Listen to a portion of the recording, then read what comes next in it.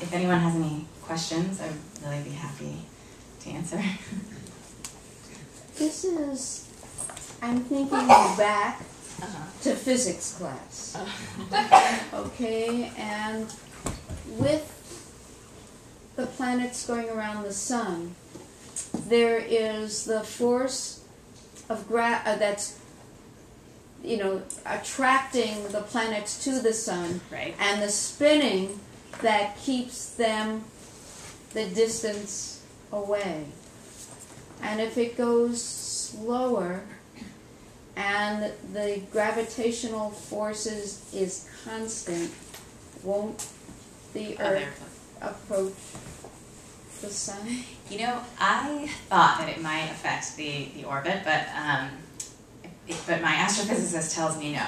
I know, I thought that it might spin out of orbit, or it could, but I actually had at one point I had sort of a half line of someone worrying about that, and the astrophysicist said, actually that wouldn't happen. So I can't tell you all of the physics behind it. But at least you thought of it. Yes, and it did seem, it was interesting as I did the research, sometimes there were things that it seemed intuitive to me that would happen, that actually, like one thing that actually was the opposite of what I thought would happen, and this was one of the things that the astrophysicist helped me fix, was that I thought that it would have a slight effect on gravity. I mean, from my research, it would have a slight effect on gravity, but that gravity would be lessened by the spin, by if we had a slower spin. The gravity on the Earth. Yes, gravity on Earth, the way that we experience gravity. But it's actually the opposite, and gravity actually would get slightly stronger. So I can understand. Yeah, well, to me, that felt counterintuitive. So there were a few things like that, but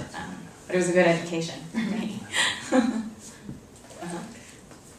Since you had been previously an editor, did you get to select your own editor, or was one assigned to you? And did you have any say in who got to edit your book? Well, you know, the way that it works is that so my agent came up with a list of editors who he thought, you know, sort of one from each imprint, one from each house, that he thought would be the right editor, you know, who would respond to my book, and sent it out to them. And it was sort of one of the most enthusiastic was this editor who I didn't know, but I knew of her because she, you know, has been in the business a long time and has a really great reputation. Her name's Kate Medina at Random House. So she was sort of the quickest and most excited, and so the book went to, so we took her offer. But so the way that it works, though, is you know who your editor, when you accept, you know, the deal, you know who your editor's going to be, and she was great, and I feel really lucky to have landed with her. I think in the back and then in the middle. What would you say was maybe a biggest challenge for you in plotting the story?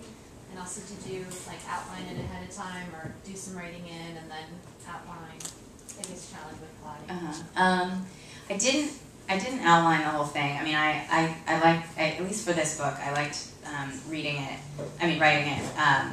You know, I wrote it in order, and so that means that I was sort of figuring out, using the logic of what I had already put down, figuring out what the next you know, chapter would be, what the next moment in the story should be. So that I think it helped me to write chronologically, because then I always felt, you know, in tune with or you know, as in tune as it's possible to be with the reader, because I had all the same information as the reader did at any given moment in the story. So that helped. And then I did, when I had maybe half of it done, I started to think about what did I want to make sure happened before the end. But it wasn't really a detailed outline, but just and it would change as I went. And the biggest challenge, I don't know. I mean, I remember getting the time when I felt most worried that I wasn't sure I could, you know, write the novel was after I had about 40 pages, and because that first day writing about what would happen if you just woke up one day and then this was on the news that the rotation of the Earth was slowing down. That, I mean, not that it was easy to write, but it felt, I knew what I just thought about what would happen, and it was kind of a, you know, relatively straightforward imaginative process to imagine that part of it, and that got me to the first, you know, like 40 pages. And then I did have a moment of like, wow, but then I don't know what else happens after this. That was probably the hardest. And it was just kind of a gradual process that I sort of one foot in front of the other started to figure out where else it could go. Oh, yeah. So from what I've heard of the book and what you've read, it seems like there's a focus of her perspective and her experience of it, like it's a very internal story. And I was just wondering how, if it was difficult to balance this, like this huge narrative and this like world-changing event with like the story of just this one girl. Yeah, I mean, it was. I liked to have those two. What was interesting to me about writing this story was to try to have those two, elements and going back and forth between them.